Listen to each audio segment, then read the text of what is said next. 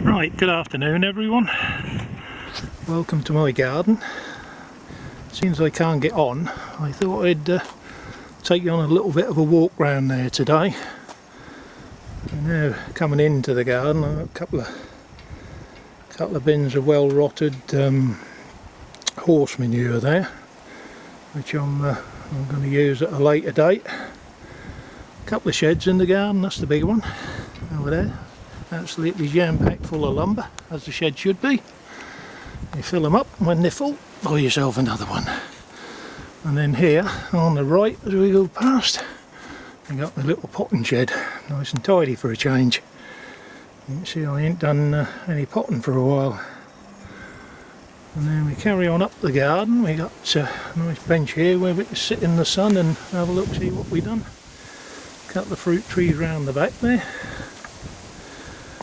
Some daffodils there in bud, and I've got some over the back there what are out, which are looking very nice at the moment. That's the only thing what is.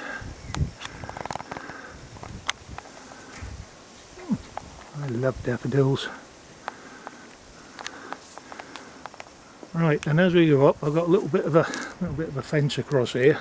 Only just that cheap old wicker stuff. It just separates the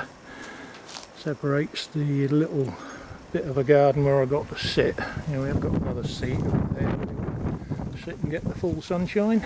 More daffodils over there in front of the shed. But this just separates where you know, where the veggie garden starts really. Right, then up we go.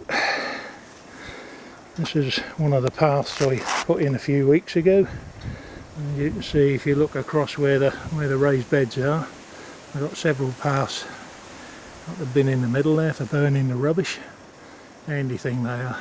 Excellent thing. Right, just poke his head in the greenhouse.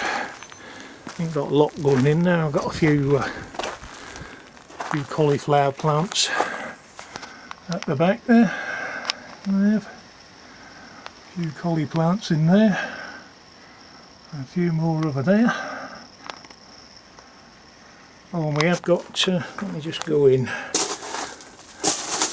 Probably when I come in here, if you come in with a camera, you find the lens steams up, but that seems to be okay at the moment. Right, if I look in here, I've got some, there they are, just starting to poke the head through. There are my leeks. I just scattered a few on the top, looks a bit like the surface of the moon, doesn't it? But yeah, I've got a few leeks scattered in there. And then, let's say, a few collies up there, not looking a bit leggy. They really want to be going out, but too cold. At the back there, in them two half loo rolls, I've got a couple of strawberry plants I bought in the pound shop yesterday. Looked a bit iffy, so I thought, well, what I'll do, I'll put them in there in a couple of loo rolls, and then if they do get going, when it's time to go out, then hopefully they should be okay. I'll put them straight in without disturbing them. I'll show you in a minute where I'm going to put them. I've got my heater in here just in case. Just in case it keeps the frost out anyway. That's the main thing.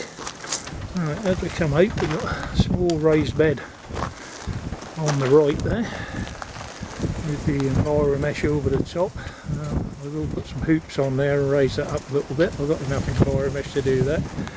And the same with this little one here. Let me get back away from there a little bit. There.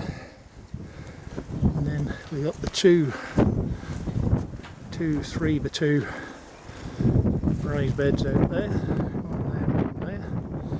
And then if we just have a poodle up the side here. That coal frame there, nothing in it at the moment.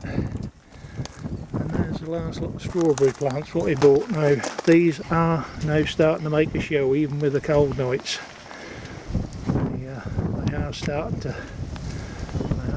grow, as you can see. Look, nice green tops on them. And once them other two come up, I shall pop them, make a little cut in there and pop them in there as well. And I'm still waiting for me five whiteberry ones to come. When they'll be, I don't know. That's where I get me blackberries from. during the summer. All along there it's looking a bit sparse at the moment, but yeah, they'll be up. There'll be some on there this year. Right, let's back up a little bit. That's where me beans go. That's where my runner beans will be this year. That's all been dug over, plenty of compost and whatever you dug into that. Plenty of horse muck and that dug in, so that should be good. You look up the top there, you'll see that you'll see I broke the bar. Still waiting for a repair, but that'll be done. I'll put a new piece of wood in there shortly. Right, what I've been messing about with this morning, when I was in the pound shop yesterday, we had some little blueberries in there. Pound, obviously. So I thought, right, I'll have some of them. Put one there, and when I opened that one up, that split into two. So we got two down there, which is handy. Now, yeah, hopefully they'll come on. I did save myself some.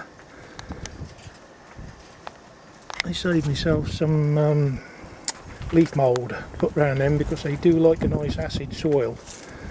So I have put a little leaf mould around them. Hopefully that'll be enough.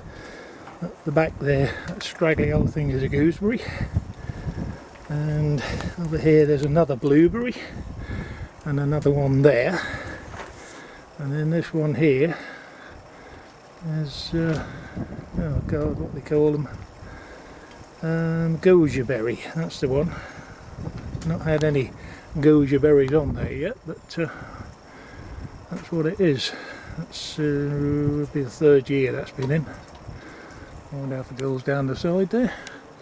Come along here, this is where I got my raspberries. And this little bit here, my raspberry bushes are along there. I've got some yellow ones up the back here, which usually give you a nice crop and a nice good flavour.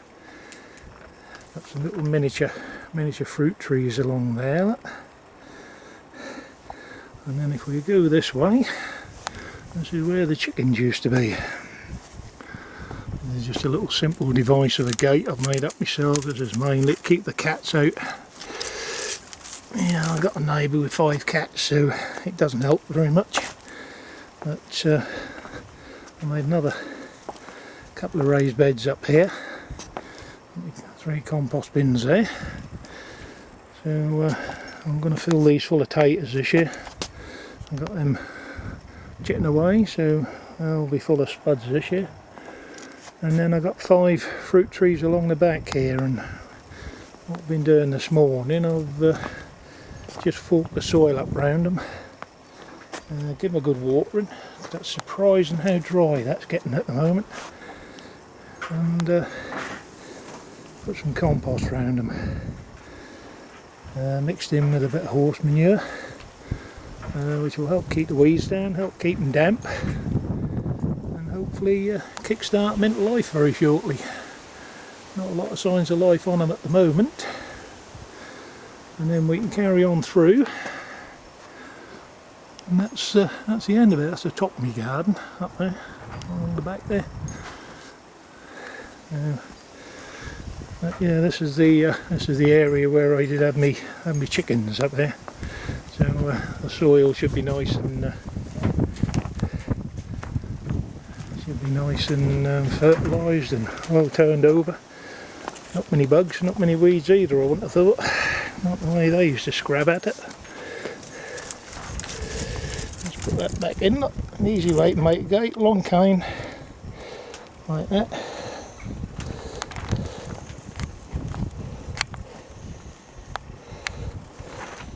Put that pipe in the ground, pop it in the ground, hook on there, push it across into the hook, and there you go, job's a good one.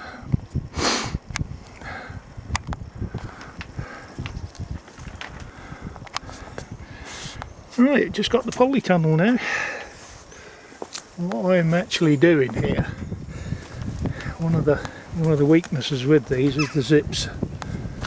What I'm actually doing, I'm just waiting for some more bits to come. I'm making another door on the outside, which which I'll cover with the polythene door. I've got a door on the inside which you can close, and then you can let fresh air in, but it's got a mesh on it which keeps the bugs out. Oh, it's nice in here. And you could do with a garden full of these really. But, there's the lettuces I planted on New Year's Day, if you remember. Certainly not making a lot of progress. Just with the cold.